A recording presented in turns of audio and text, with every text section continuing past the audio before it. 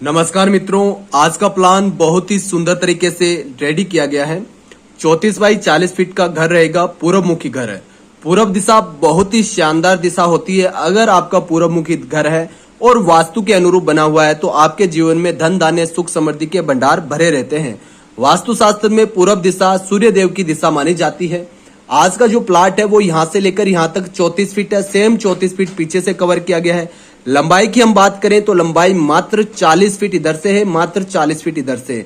तो अपना जो घर बन रहा है वो 34 बाई 40 में बन रहा है। घर के कॉर्नर की हम बात करें तो देखिए, आगे से रोड जा रही है और साउथ से रोड जा रही है। कॉर्नर का प्लॉट रहेगा तो बहुत ही सुंदर और शानदार ऐसा घर बनता है। अगर आपके घर के अंदर किसी भी तरह का वास्तु दोष है या किसी भी तरह का आपका कॉर्नर कटा हुआ है या बढ़ा हुआ है या नर्तज्ञ कॉर्नर आपका पूर्वमुखी घर का दबा हुआ है तो आपके घर के अंदर सुख शांति कभी नहीं रह पाती है। तो सबसे पहले हम बात करते हैं मुख्य द्वार की। पूर्वमुखी घर के अंदर मुख्य द्वार कहां पर देना है, तो सबसे पहले देखिए, रोड से आप जैसे ही घर में एंटर करते हैं तो यहाँ पर आपका मेन डोर हो गया। मेन डोर से जैसे आप एंटर करते हैं तो आप देख पा रहे हैं पार्किंग एरिया दिया गया है। पार्किंग एरिया के अंदर आप आराम से अपनी छोटी गाड़ी पार्क कर सकते हैं। बाइक स्कूटी के लिए काफी बड़ा स्पेस रहेगा।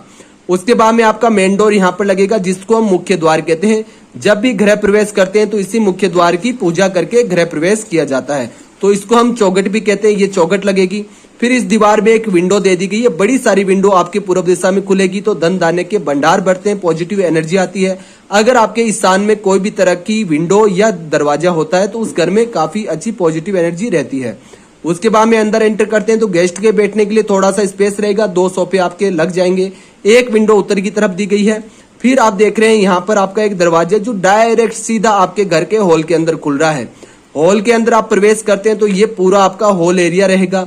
हॉल एरिया काफी स्पेसफुली आपका रहेगा। ब्रह्म स्थान आपको इस तरह से ही ओपन छोड़ना है। बहुत से लोग क्या करते हैं, ब्रह्म स्थान के अंदर रूम बनाने के लिए यहाँ पर दीवार लगा देते हैं, किसी भी तरह के पिलर वगैरह लगाते हैं। बहुत ज्यादा अशुभ होता है। अगर आपका ब्रह्म स्थान दूषित है तो जीवन भर आपका संघर्ष ही रहेगा।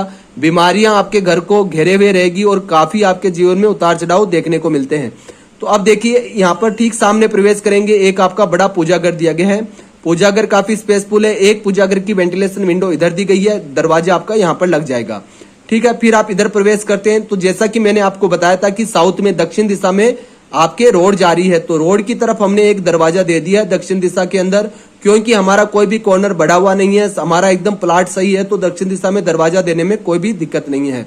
तो यहाँ पर एक दरवाजा दिया गया है जो डायरेक्ट दक्षिण दिशा की तरफ रोड पर खुलेगा और वास्तु के अनुरूप रहेगा। उसके बाद आप इधर प्रवेश करते हैं तो ये आपका किचन दिया गया। किचन आपका 11 फीट और 7.5 फीट ऐसे रहेगा। एक बड़ी विंडो हमने इधर दी है ताकि अच्छा वेंटिलेशन रहे किचन का।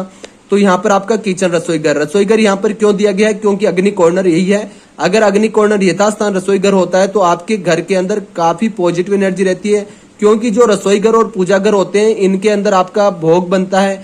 वो भोग आप भी पाते हैं और महादेव को, अपने जो भी आपके इष्ट देवी देवता है उनको भी वो भोग लगाते हैं। अगर पॉजिटिव एनर्जी का स्थान सही जगह पर है तो आपके घर के अंदर स्वास्थ्य उत्तम रहता है सबका, और सबकी जो मानसिक स्थिति, शारीरिक स्थिति है वो सही रहती है। अब देखिए, यहाँ पर आप प्रवेश करेंगे, ये आपकी सीढ़ियां हमेशा क्लॉकवाइज बनाएं। जिन घरों में एंटी क्लॉक सीढ़ियां होती है उनके बच्चों की उन्नति रुक जाती है, बच्चों की शादियां वक्त पर नहीं हो पाती है। बच्चे अगर पढ़े लिखे भी होते हैं तो वक्त पर उनका जीवन सेटल नहीं हो पाता है, उनको वो पद प्राप्त नहीं हो पाता है जिनके वो हकदार होते हैं, और उनकी उन्नति जीवन भर रुकी रहती है। तो आपकी पॉजिटिव एनर्जी के अकॉर्डिंग आपको क्लॉकवाइज सीढ़ी देनी है। सीढ़ी के नीचे किसी भी तरह का लेटरिन बाथरूम नहीं बनाना है, कभी भी मत बनाइए। और सीढ़ी के अंदर नीचे की तरफ कभी भी किसी भी तरह का वाटर एलिमेंट नहीं रखना है। अब आप इधर प्रवेश करते हैं, यहाँ पर आपका कॉमन लेटरिन बाथरूम है। पीछे की तरफ वेंटिलेशन विंडो ओपन हो जाएगी।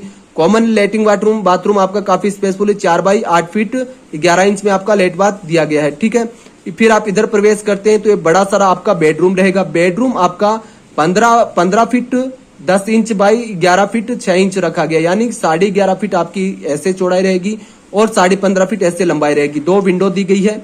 बेड आपका वास्तु के अकॉर्डिंग सेट हुआ है। अब इस बेडरूम मास्टर बेडरूम है। बेडरूम के अंदर एक आपका लेट बाथ दिया गया है, जिसका वेंटिलेशन विंडो आपका बाहर की तरफ खुल जाएगा।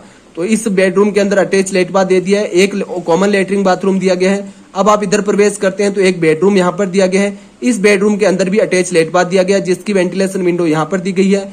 ये जो बेडरूम है ये भी आपका काफी स्पेसफुल है। 15.5 बाई 12 फीट का बेडरूम रहेगा। एक वेंटिलेशन विंडो, बड़ी आपकी विंडो यहाँ पर इधर खुल जाएगी। तो टोटल आपके फर्स्ट 2 3 3 बेडरूम है, 2 बेडरूम, एक आपका गेस्ट रूम, 3 रूम हो गए। पूजा घर बड़ा सारा हो गया, किचन हो गया, पीछे जाने का स्पेस दे दिया गया vastu according. Common latrine bathroom, बड़ा सारा आपका पूरा ब्रह्म स्थान आपका हॉल रह गया है और पार्किंग एरिया रह गया है। ग्राउंड फ्लोर पर इससे बेस्ट प्लान आपको कहीं नहीं मिलेगा। हमारे प्लान पूर्ण रूप से वास्तु पर आधारित होते हैं। हम सिर्फ वास्तु की बात नहीं करते, हम पूरा वास्तु के अकॉर्डिंग आपको प्लान समझाते हैं, ताकि जब भी आप अपना नया घर बनाएं तो वास्तु को ध्यान में रखकर एक उचित निर्णय ले पाएं। और आपका पुराना घर भी है तो आप बेस्ट डिसीजन लेके अपने घर का वास्तु सुधार सके। अगर आप अपने घर का वास्तु चेक करवाना चाहते हैं या वास्तु अनुरूप नक्शा बनवाना चाहते हैं तो आप अपने आसपास के वास्तुशास्त्री से भी संपर्क कर सकते हैं। अगर आप हमसे संपर्क करना चाहते हैं तो हमारे व्हाट्सएप पर आप मैसेज कर सकते हैं, पेड सर्विस रहती है, उसका भी आप लाभ उठा सकते हैं। आज के लिए इतना ही। जय श्री कृष्णा, जय हिंद।